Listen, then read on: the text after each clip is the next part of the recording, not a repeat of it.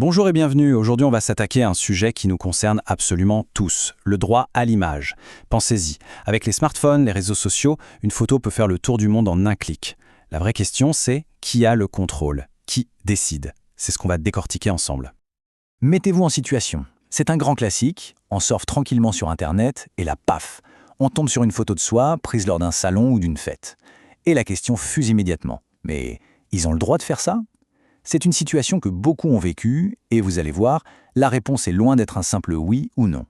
Avant toute chose, repartons de la base. Le droit à l'image, qu'est-ce que c'est au fond? Eh bien, c'est tout simplement le pouvoir de dire oui ou non quand quelqu'un veut utiliser une photo, une vidéo ou même un dessin de soi. C'est un droit fondamental qui protège notre vie privée. Allez, on entre dans le vif du sujet avec le mythe numéro 1. Une idée reçue vraiment tenace, celle qui dit que dès qu'on est dans un lieu public, c'est open bar pour les photos. Voyons voir si c'est si simple que ça. Voilà la croyance populaire. On est dans un lieu public, un salon pro, un concert, on est entouré de monde. Donc, on se dit logiquement que si on est pris en photo dans la foule, cette image peut être utilisée sans qu'on ait notre mot à dire. C'est une idée bien ancrée, mais c'est faux. En réalité, la loi est beaucoup plus subtile. Même dans un lieu public, l'utilisation d'une image doit cocher deux cases très importantes. D'abord, la finalité. À quoi va servir cette photo? Et ensuite, la proportionnalité. Est-ce que son utilisation respecte la dignité de la personne? Prenons des exemples concrets, c'est toujours plus parlant. Utiliser une photo de la foule pour montrer l'ambiance d'un salon, c'est tout à fait acceptable. Par contre, zoomer sur un visage en particulier pour en faire une pub qui n'a rien à voir, là c'est abusif. Pareil pour un reportage.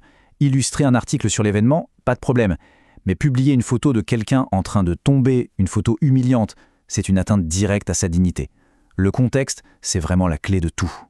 On passe au deuxième grand mythe, celui de l'accord. On a longtemps cru qu'un petit « oui » dit à la va-vite, ou même un simple sourire au photographe suffisait. Mais ça, c'était avant. Un certain règlement européen est passé par là et a complètement changé la donne. Et voilà le virage à 180 degrés. Avant le RGPD, on pouvait parfois se contenter d'un accord oral ou même d'une absence de refus. C'était un peu flou. Aujourd'hui, plus de place au doute. Le consentement doit être écrit, donné avant la prise de photo et il doit être libre, spécifique et sans ambiguïté. C'est une vraie révolution pour la protection de nos données. Et si tout a changé, c'est à cause de cette phrase. C'est le point fondamental. Le RGPD, le fameux Règlement général sur la protection des données, a statué que notre image est une donnée personnelle, exactement au même titre qu'un nom, une adresse ou un numéro de téléphone, et ça change absolument tout. Du coup, une question très pratique se pose. Un magasin, un showroom, c'est ouvert à tout le monde, on pourrait donc croire que c'est un lieu public, mais est-ce que c'est vraiment le cas d'un point de vue juridique? La réponse est un grand non. Un magasin est un espace privé ouvert au public. Et cette petite nuance, elle est énorme. Puisque c'est un lieu privé, la règle est simple et sans exception. Le consentement explicite et écrit est absolument obligatoire. Bon, maintenant qu'on a fait le ménage dans les idées reçues, voyons concrètement comment on fait les choses bien. Comment on obtient un consentement qui soit en béton armé, 100% conforme au RGPD. C'est une procédure précise, mais elle est devenue indispensable. Voici les 4 étapes à ne jamais oublier.